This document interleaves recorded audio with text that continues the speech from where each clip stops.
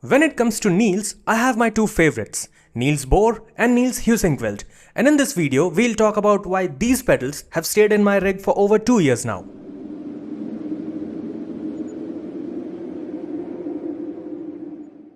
The pedal market has evolved quite rapidly, and honestly, almost all pedals out there are equally good these days.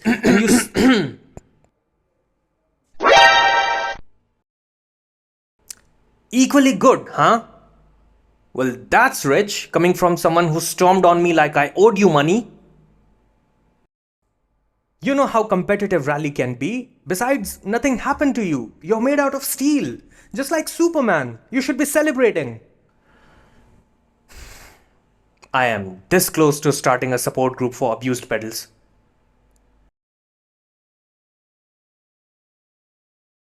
Anyways, over the past few months, I've had the opportunity to test my fair share of pedals. While some of them have definitely stood out, I always find myself coming back to these and some Magic P1000s. Even after trying the Acertec La Prima's brake and almost switching to Invicta, I stayed with these because of one key reason. They deliver everything I need. When I tried to replicate the La Prima's impressive brake feel, I experimented with the Sprint by adding another spacer, which drastically reduced the travel distance of the initial stage. The result? Nothing short of amazing. I was and still am thrilled. It has been a few months now, and this configuration hasn't given me a single issue. But more on this later. The reason these pedals haven't left my rig is simple. There is nothing these pedals cannot do that other pedals can. Unless you take SimiCube active pedals into account. But it also costs a lot. Anyways, back to the point. These are reliable, require almost no maintenance, and offer a level of customizability that meets my needs perfectly. In fact, even the throttle and clutch can be set to a firmer feel compared to a lot of pedals out there. For me, these pedals are more than just a piece of equipment. They've become an extension of my driving style, whether it's precision braking on the track or controlling slides in rally stages. They've always had my back. So, they have been a permanent part of my rig.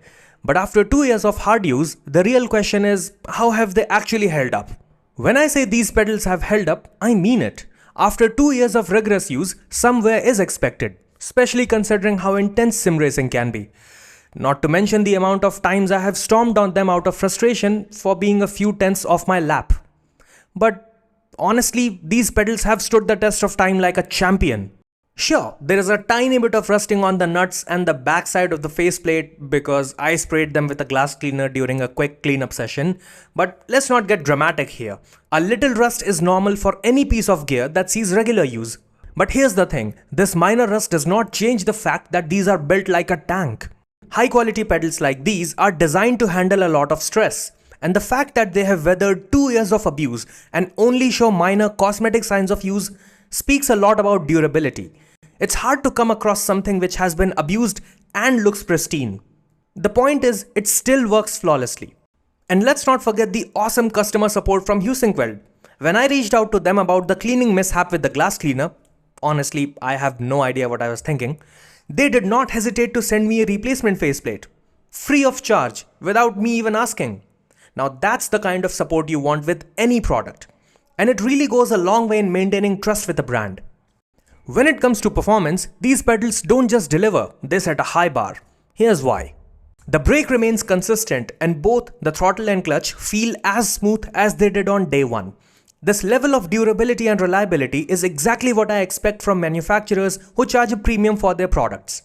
And these cost me nearly $1,100 including shipping and taxes. So naturally my expectations were high. I live in India, a tropical country where it's hot, humid, and the air is often dusty. Over the span of 2 years, I have cleaned them maybe 2 or 3 times, and they have survived the moist weather, the dust, and the occasional dust bunnies. In the first 5 months of ownership, the clutch developed a slight squeak, but a quick spray of WD-40 fixed that instantly. And honestly, I would not even call it an issue. It's just routine maintenance. And speaking of which, I have done none, like no maintenance at all. In fact, the only reason I own a WD-40 is because of that single squeak. Now moving on to my configuration experiment. After adding an additional spacer to reduce the travel of the first stage, that is, brake pad to disc gap, I expected the elastomer to give out or for something else to break under pressure. After all, this setup isn't mentioned in the manual.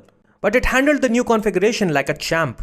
The hardest configuration with the shortest travel is supposed to be the factory maximum, and I pushed it further, and it held up perfectly. What more do you need? Well, actually I could use a slightly higher rated load cell as I'm able to max it out quite often. And talking about the load cell, all three pedals have one as opposed to the traditional method of using load cell only on the brake and Hall effect sensor for throttle and clutch. I don't think there is any benefit to having load cell on throttle and clutch aside from longevity, I think. I think I might have to ask Heusinkveld why they chose to do this. The point is, it works and hasn't let me down once, even during intense sessions. I have played for hours since day one. My pedal was set to the hardest configuration and it stayed and performed like that till the day I added another spacer. Now I'm really curious. What would it take for a Heusinkveld to give out?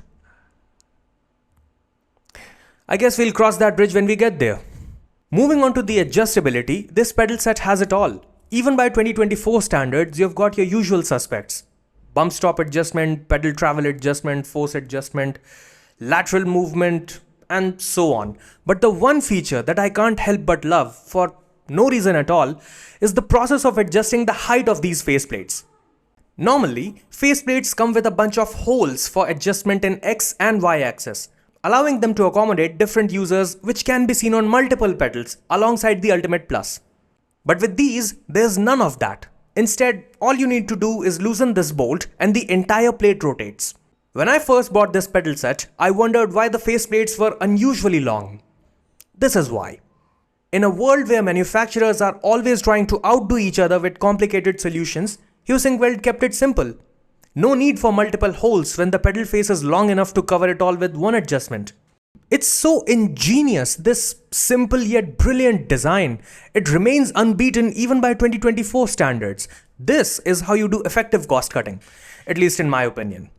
2024 is almost at an end, and now it's time to address the elephant in the room.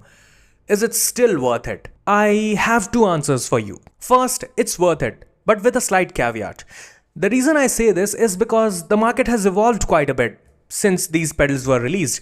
There are better deals, more aesthetically pleasing pedal sets, and even options available with haptics now. But if you don't mind the slightly dated design and aren't particularly drawn towards haptics, here's my recommendation.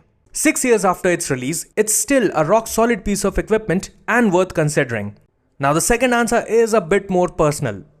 Yes, they are 100% worth it, and I'll admit I am being biased here.